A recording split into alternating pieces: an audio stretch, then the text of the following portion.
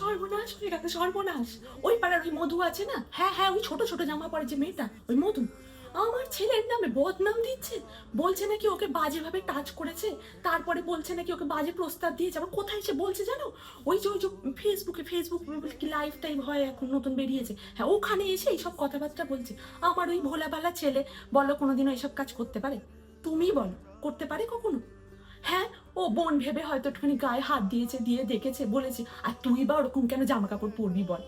তোর তো জামা কাপড় সেরকম ভাবে পরবি, ছেলেরা গায়ে হাত দিতে সেরকম জায়গা খোলা খোলা রাখিস কেন? তুই রেখেছিস।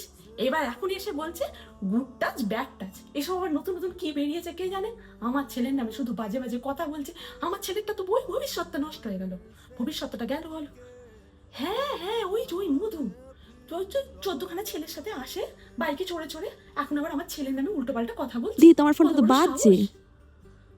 ফোন এসছে, ফোনে কি এসছে?